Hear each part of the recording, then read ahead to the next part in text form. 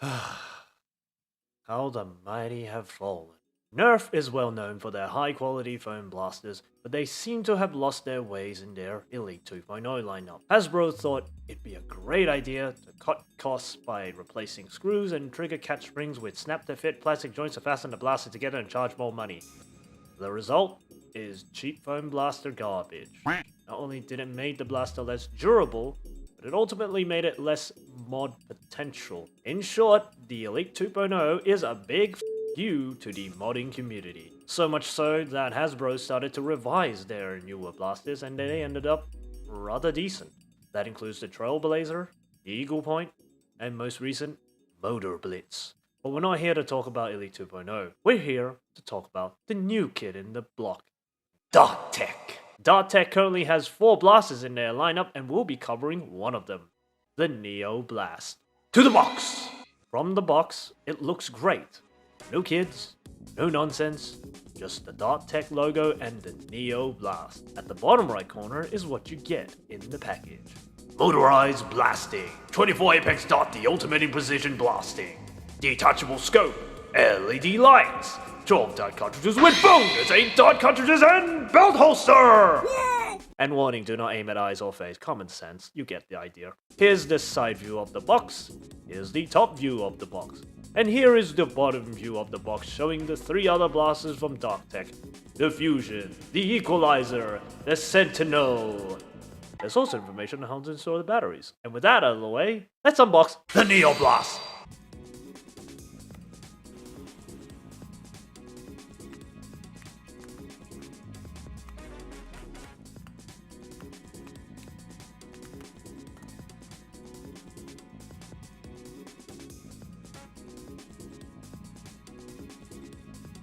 Now that we got everything out of the box, let's start by answering an important question. Are the mags cross-compatible? I used my Nerf Doomlands Desolator with its stock mag to see if they were cross-compatible with the Dart Tech Neo Blast. So, does the Dart Tech cartridge fit into the Desolator? No. No, it doesn't. Does the Desolator mag fit into the Neo Blast? Yes! Yes, it does. Sort of. We'll get to why that's the case later on. Also, we'll be calling it magazine instead of cartridges in the video because that's what we call them anyway. Oh, and here's a side comparison of the mag. Unlike Nerf, Dart Tech includes another magazine with a belt holster that does a fairly good job holding the magazine. Hasbro, take note of that. Also, the Neo Blast is symmetrically cool design-wise, as well as being comfortable to hold. The mag release is ambidextrous, but the jam door is only on the left side of the blaster, which honestly isn't big of a deal. The detachable scope is held by a tactical rail, and the attachment is basically cosmetic. And yes, there is no lens in the scope. I tested it with my small knife and it just slides through the scope. Furthermore, the tactical rail seems to be compatible with Nerf attachments as it does grip each other pretty well, although I wouldn't recommend it. Installing the batteries into the Neo Blast was pretty straightforward, and it does add weight to the back for a balanced feel when holding and firing the Neo Blast. As for the Apex darts, I did a side comparison of the Apex dart with the Nerf Elite Zombie dart and the third-party Wafflehead dart from eBay. The Apex dart is shorter than the 2 darts, but other than that, it's another Wafflehead, which is a good thing. Again, Hasbro, take note! Does the Neo Blast accept Elite and third-party darts? Well, I'm happy to say that it does without any issues. So yes, it can. Also, there is no jam door lock, so you can have the door open and rev the motors up. Just don't stick your fingers while doing that. Going back to why it's sort of possible to use Nerf mags on the Neo Blast, it won't fire the loaded darts unless you push the mag up, so best to stick to Dart Tech mag. But at least you have 2 of them, unlike Nerf. And the LEDs are a nice touch to the blasters, which turns up whenever you rev the blaster.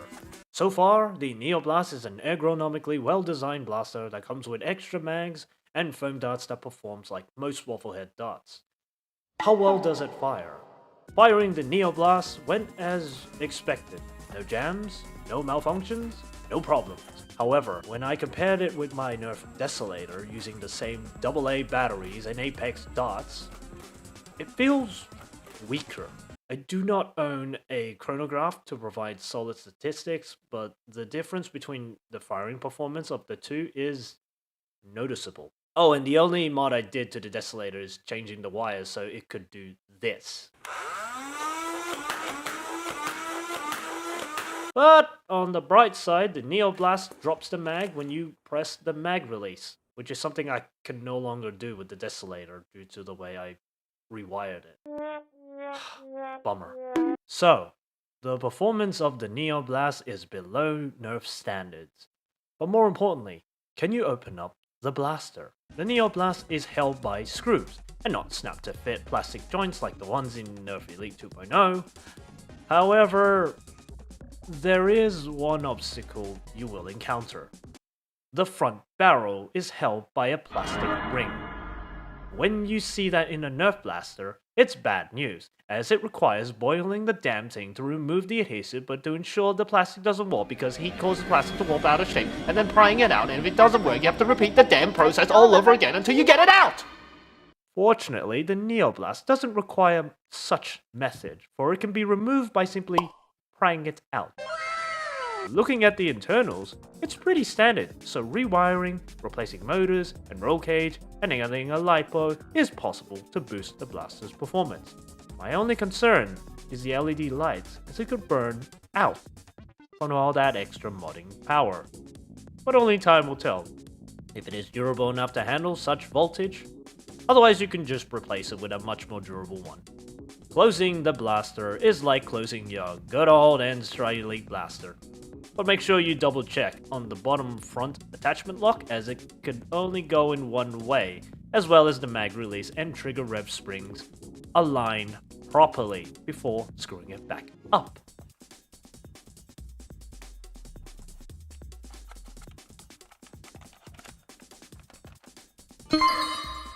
And finally, it's time to list out the positives and negatives of the Neoblast. We'll start off with the negatives. The cartridge isn't Nerf Blaster compatible and is not transparent, so you don't get to see how many dots are left in the mag. The attachments are proprietary, so your front and rear Nerf attachments do not work, except for the ones that fit in tactical rails. Installing the batteries is easy, but taking them out is challenging. The stock performance is below average to Nerf standards. And as of now, Dot Tech is a Big W exclusive and only available in Australia. For now. Now let's list the positives. The blaster is reasonably comfortable to hold. It has a symmetrical design providing a clean look. The plastic quality is on par with Nerf. It comes with extra mag and a holster. You get generous amount of apex darts, which are waffle heads. The blaster is modifiable, unlike Elite 2.0.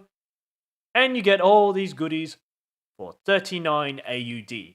Or 29 AUD if you buy it now during Big W's toy sale, which will end July 13th. I am totally not sponsored to say that. Overall, Dot Tech Neoblast is a solid foam blaster that does everything that Nerf should have done from the start. Provide a reasonably priced foam blaster with a durable foundation for potential modifications, as well as extra mags and accurate darts, which again, Hasbro, take notes!